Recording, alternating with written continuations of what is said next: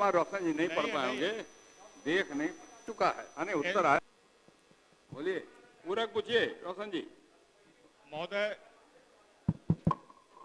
Answer जो है portal पर नहीं डाउनलोड है महोदय, आंसर मंत्री जी बता दें। माननीय मंत्री गृह विभाग लखन कुमार रोशन जी नहीं पढ़ पाएंगे, देख नहीं चुका है। अने उत्तर आया है लेकिन नहीं देखे होंगे। हाँ, नहीं देखे होंगे, सोनो बोले है ही नहीं। वस्तुस्थिति यह है कि विभागीय पत्रांक 359 दिनांक 17/1/90 द्वारा चौकीदार दफादारों को दिनांक 1/1/90 के प्रभाव से सरकारी कर्मचारी घोषित किया गया। विभागीय पत्रांक 11/2/87 दिनांक 20/12/95 द्वारा दिनांक 1/1/90 के बाद अवकाश प्राप्त करने वाले चौकीदार दफादार द्वारा नामित आश्रित पत्नी, पुत्र, भाई, भतीजा, नाती को चौकीदार के पद पर केवल एक बार अपवाद स्वरूप बॉन्ड लेकर के नियुक्त करने का प्रावधान किया गया। CWJC संख्या 6997/2003 राजकुमार गुप्ता बनाम बिहार राज्य एवं अन्य के मामले में दिनांक 27/8/2003 को पारित न्यायाधीश के आलोक में विभागीय पत्रांक 12/094 दिनांक 11/11/2004 निर्गत करते हुए पूर्व से निर्गत विभागीय पत्रांक 11/2/87 दिनांक 20/12/95 को निरस्त कर दिया गया, जिसके कारण दफादार चौकीदार के आश्रितों की नियुक्ति पर रोक लगाई गई। वर्ष 14 में गृह विभाग की अधिसूचना संख्या 1896 दिनांक 5/3/14 द्वारा बिहार चौकीदार संवर्ग नियमावली 2014 अधिसूचित की गई। उक्त नियमावली के द्वारा चौकीदार संवर्ग के कर्मियों को स्वैच्छिक सेवानिवृत्ति लेने पर उनके द्वारा नियमित आश्रित पति, पुत्र, अविवाहित पुत्री एवं विधवा पुत्र वधू जिसे पुनर्विवाह न किया हो को कतिपय शर्तों के साथ चौकीदार के पद पर नियुक्ति संबंधी प्रावधान लागू किया गया।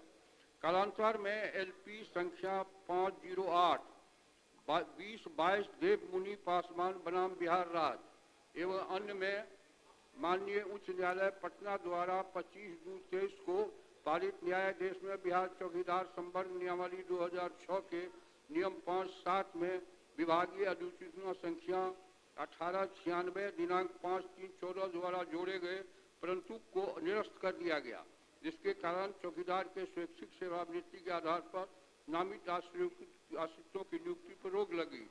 अतएव उपयुक्त वर्णित तथ्यों के परिप्रेक्ष्य में 90 से 2014 तक के शेष बचे सेवानिवृत्त दफादार चौकीदार के आश्रितों को नियुक्ति की मांग विचारणीय नहीं है। महोदय, जो विचारणीय नहीं है उसी पर तो विचार करने के लिए हमने निवेदन किया है विभाग से। आप एक लाइन पढ़ लिए जी। इन्होंने कहा कि हाईकोर्ट ने उस नोटिफिकेशन को रद्द कर दिया, इसलिए नहीं विचार हो रहा है। नहीं महोदय, मेरा कहना यह है जो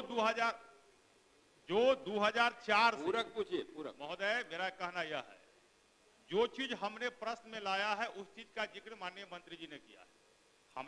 मेरा यह कहना है जो वर्ष 2004 से 2014 तक चौकीदार दफदार के आश्रितों की बहाली जो प्रक्रिया से वंचित होगी, जिसको सरकार ने अपना नियमावली में लाया, जो वंचित हो गया उसको सरकार बहाली करना चाहती है कि नहीं?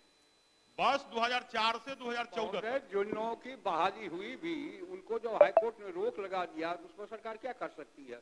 और फिर दूसरी बार भी उन्होंने रोक लगाने का काम, जिसमें संशोधन आया, इसलिए उस पर कोई पुनर्विचार की जरूरत नहीं है। महोदय, यह पूरे बिहार का विषय है। विषय बिहार का नहीं। महोदय, एक पहला बात है जो सरकार के जिस समय का नियमावली थी उस समय जो वंचित रह गए, हाई कोर्ट ने जो रोक लगाया, वो तो हाई कोर्ट ने रोक लगाया महोदय, नहीं, हाई कोर्ट ने रोक लगाया 25 फरवरी 2023 को समाप्त कर दी गई बहाली की प्रक्रिया। उससे पूर्व जो नियमावली थी, जो वंचित रह गए चौकीदार दफदार के परिवार, जिस समय सरकार ने नियम पे लाया था, उस वंचित परिवार को सरकार बहाल करना चाहती है, नहीं चाहती? अरे भाई आप पूरा पढ़ो भैया मेरे।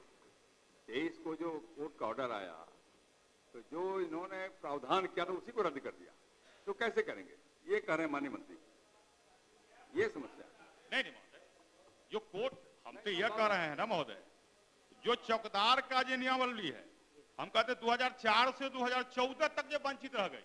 अरे भाई वही जिस तो समय कर रहे हैं ना। जिस समय वही हाई तो कोर्ट ने इन्होंने कहा है। रोक, महोदय जिस समय हाई कोर्ट ने रोक नहीं लगाया था, उस समय जो वंचित रह गए उसको सरकार बहाली करना चाहती है कि नहीं?